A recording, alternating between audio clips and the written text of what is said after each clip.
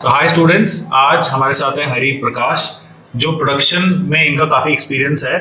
इनको प्रोडक्शन से हमने शिफ्ट कर दिया है कैड डिज़ाइन में। बहुत सारे हमारे पास प्रोडक्शन में आते हैं, इनका रिज्यूमे मेरे पास पढ़ा है। इन्होंने पहले सीएनसी ग्राइंडर रोल में भी काम किया, फिर इन्होंने ऑपरेटर की तरह भी काम किया एक जापानीज कंपनी में, फिर इन्होंने आरवीएम कैड से सीखा, फिर अब ये फाइनली कैड में काम कर रहे हैं। तो congratulation Hari. Thank you sir.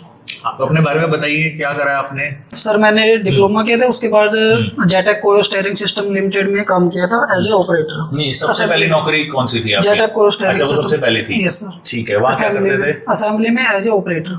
As an operator. Yes sir. ठीक है। उसके बाद मैंने ड्रॉप आउट किया था कुछ हेल्थ इश्यूज के कारण। उसके बाद मैंने दोबारा ज्वाइन किया एज ए ऑपरेटर ही, और उसमें मेरा फील्ड था मशीनिंग ऑपरेटिंग का। असेंबली से हटके मशीनिंग का, सीएनसी हार्ड ग्राइंडर का। ठीक है। वहाँ पे मैंने 1.5 साल सीखा कहाँ से आपने? सीएनसी हार्ड ग्राइंडिंग कंपनी ने सिखा दिया था? कंपनी ने ही सिखाया था सर, कंपनी के अंदर ही। ठीक है। उसके बाद मैंने इसमें Federal Mogul Goetze India Limited जो भिवाड़ी में लोकेट है, उसमें काम किया एज ए ऑपरेटर इंजीनियर।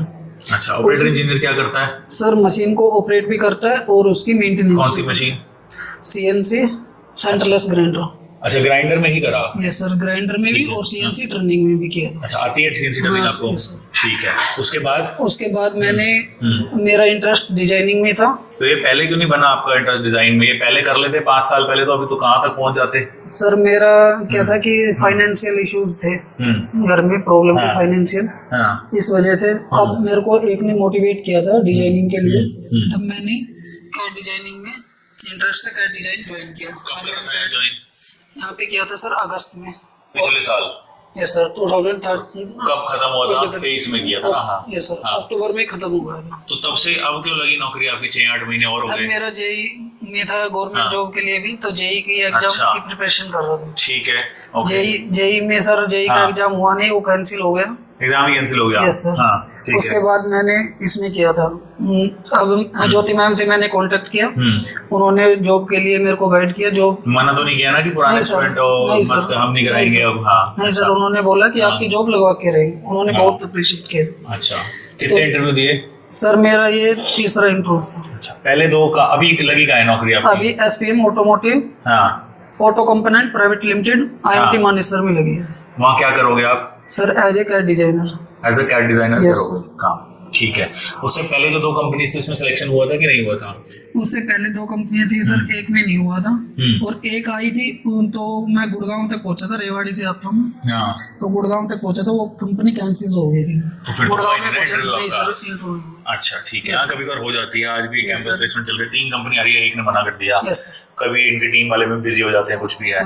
इस कंपनी में एसपीएम जो है, यहाँ क्या इंटरव्यू था, क्या पूछा गया था आपसे? सर यहाँ पे बेसिकली पुरानी जो कंपनी थी, वहाँ पे क्या ऑपरेट किया था, वहाँ की रिस्पॉन्सिबिलिटी वगैरह ये पूछा था। वर्नियर कैलिपर्स और माइक्रोमीटर्स के बारे में पूछा था। और जो मैंने जॉब किया था सीएनसी सेंटरलेस ग्राइंडर के बारे में, टेक्निकल और सॉलिड वर्क से रिलेटेड। डिजाइन का क्या पूछा था? जेडीएनटी से रिलेटेड क्वेश्चन पूछे थे, और सॉलिड वर्क से रिलेटेड कमांड्स के बारे में पूछा था। यस।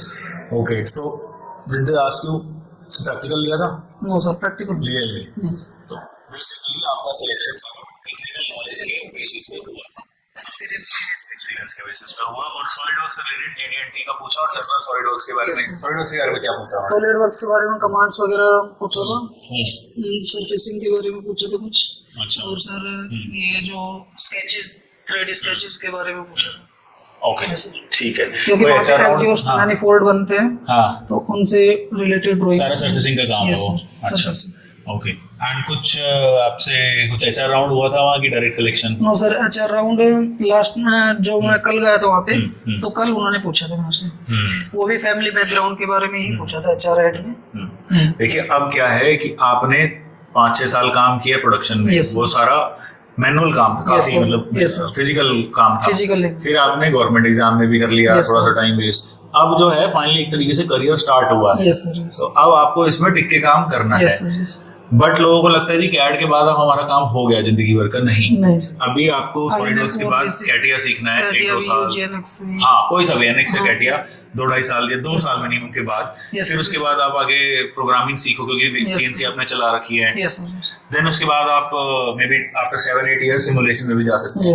तो कांस्टेंट अपग्रेड करना ही आज के रेट में किसी करियर किसी भी चीज में, कंप्यूटर साइंस में हो हर 2 साल कोई नई लैंग्वेज आ जाती है और वो आपको चेंज करना ही पड़ेगा। अदरवाइज आप C++ सिखाते थे एक जमाने में, कोई यूज नहीं करता।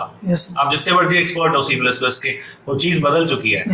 ठीक है, सॉफ्टवेयर भी क्लाउड वर्जन आने लग गए हैं, सॉलिडवर्क्स का क्लाउड आ गया है, फ्यूजन 360 भी आ गया क्लाउड में, तो वो चीजें बहुत ज्यादा बदलने वाली है। ओके, 3D प्रिंटिंग एक ऐसी चीज है, इतना टेक्नोलॉजी में इंक्रीज आ गया कि 3D प्रिंटिंग से अब प्रोडक्शन होने लग जाएगी। पहले होता था प्रोटोटाइप, एक चीज बना के दिखा दी, उससे प्रोडक्शन भी होगी। तो काफी चीजें बदलने वाली है, आपको अपने लिए फ्यूचर रेडी रहना।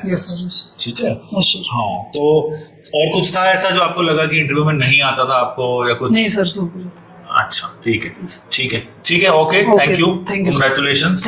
और फिर उसके बाद जो भी कुछ आगे आते रहना कभी भी for any doubts. Okay sir, thank you.